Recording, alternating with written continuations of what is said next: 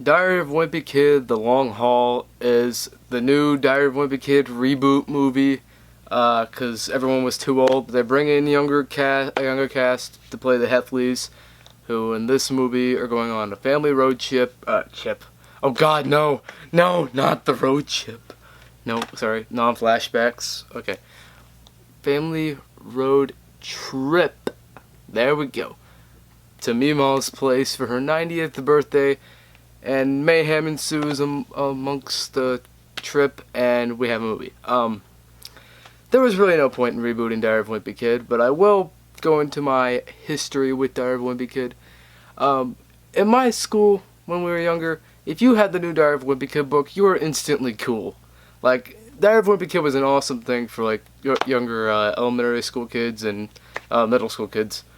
And throughout all these years, I've read most of the books. I read the first 9 books. I read through The Long Haul, which is what this movie is based off of. I actually reread the book today, before I saw the movie. There's a really quick read. It's like 200 pages, but it's like really quick.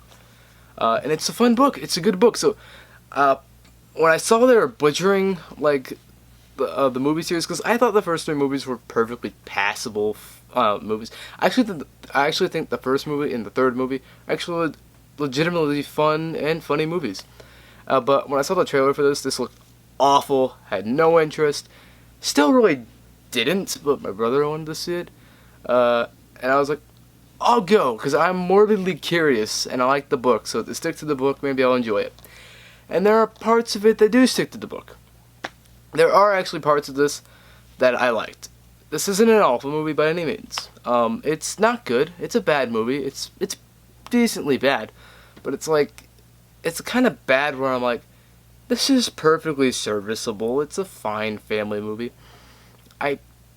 It's not good by any means, but it's like, I could see someone walking out of this liking it fine. Depends what kind of movie you're in the mood for, because this movie is insanely dumb, makes no sense, has a lot of continuity errors that really bug me.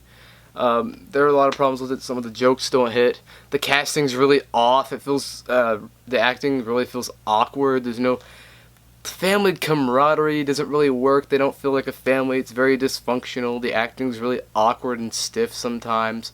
The main kid is really annoying. Some of the acting's actually okay, I think. Like, Alicia Silverstone's fine. I believe it's Tom Everett Scott. I had to look up his name. Who plays the dad, Frank. He's fine. The parents are fine. And weirdly enough, after all this hashtag not my Roderick stuff, Roderick is actually, he's really stupid, but he's kind of the best part about this movie, I'm not gonna lie. He's kind of funny.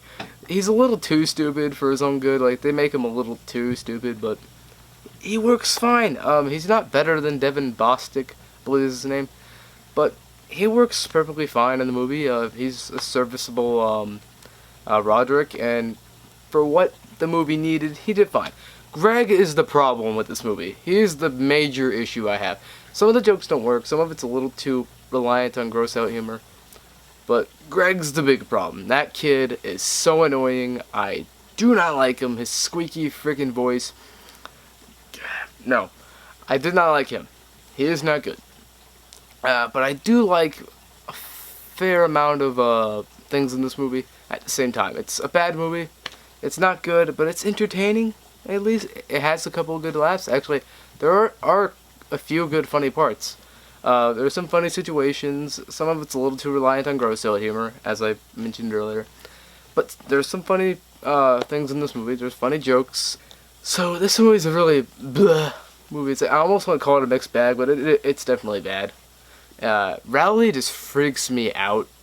I'm glad he's not in this movie, but for like 2 scenes, he freaks me out. But no, this movie is not nearly as bad as I thought it would be. It's not good, but I mean, it's perfectly serviceable. I'm gonna give Diary of a Wimpy Kid: The Long Haul a C-.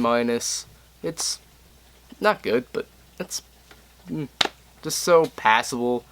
It just passes by in fineness. I mean, if you're in the mood for like a really stupid movie, this ain't actually an awful option. I'm making it sound better than it is. It's not good, but it's like, for what it was, I didn't hate myself watching it. It was just, meh, it's just bad. That's really that. At least it wasn't boring like Snatch. There you go. But that's my review for Diary of a Wimpy Kid, The Long Haul. What I thought was going to be the death of comedy, but actually worked. Not fine, but like it was serviceable, I guess. But yeah, so yeah, peace.